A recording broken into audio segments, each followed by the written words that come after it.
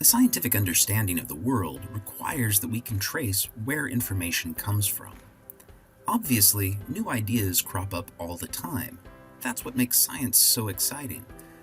Nevertheless, new ideas are built upon a foundation of understandings that came before. Because this principle is so firmly rooted in scientific epistemology, understanding citation practices is vital to understanding how science works. In this video, then, we'll discuss the basics of citation practices. Before we can dive into the mechanics of citation, we need first to consider the reasons we use citations. What roles do citations play that make them so central to scientific discourse? Sir Isaac Newton is often credited with saying, "If I have seen further, it is by standing on the shoulders of giants." Here, he is echoing an ancient image of a mythical dwarf standing on the shoulders of a giant. When a dwarf and a giant stand upright side by side, the giant can obviously see farther than the dwarf. However, the dwarf can see even farther than the giant if he stands on the giant's shoulders. This is an apt metaphor for citations. Scientific knowledge builds gradually over time, millimeter by painstaking millimeter. As we've discussed, though, these incremental increases have led to an enormous body of knowledge, much larger than any single person. Each researcher, then, is a dwarf, seeing just a little bit further than the giant whose shoulders they're standing on.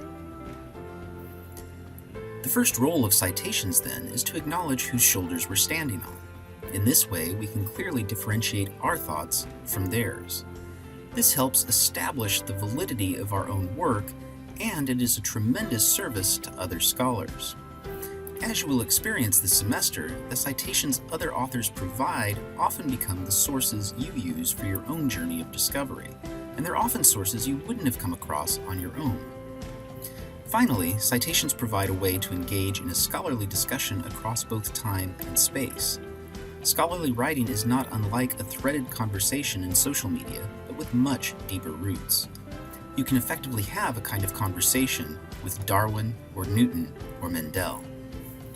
A citation, then, is like acknowledging all the different speakers you're replying to when it's your turn to talk. Now that we have an idea of why citations are important, we can turn our attention to the practical question, what do we cite? We need to provide citations anytime we are paraphrasing another source. Similarly, we need to provide citations to other people's original ideas and discoveries. In short, we need to provide citations for any significant material that did not originate with ourselves. Notice that so far I haven't mentioned direct quotations. That's not because you shouldn't provide a citation for a direct quotation. Rather, it's because formal scientific writing almost never uses them. This semester, you will be paraphrasing your sources. You should not use direct quotations. Almost as important as what you should cite is the question, what shouldn't you cite? It may seem from what we just said that you should cite everything. However, that's not necessary. Indeed, there are quite a few things that you don't need to cite at all. Obviously, we can't cite our own observations, experiences, or original ideas, unless we've published them someplace before. Self-citation is incredibly common in scientific discourse. Researchers are usually specialists of one kind or another, spending large portions of their careers focused on a particular problem or closely related set of problems.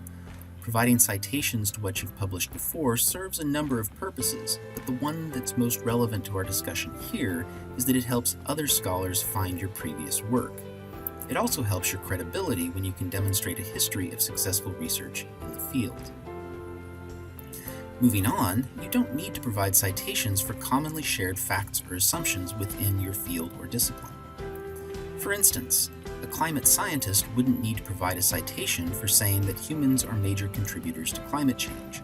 This notion is so well established within their field that it would be difficult to choose any single citation or even a handful of citations to justify the argument.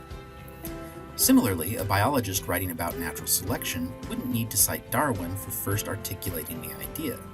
Natural selection is an established fact within the life sciences, verified through countless studies, making it unnecessary, not to mention impossible, to identify any single reference to cite.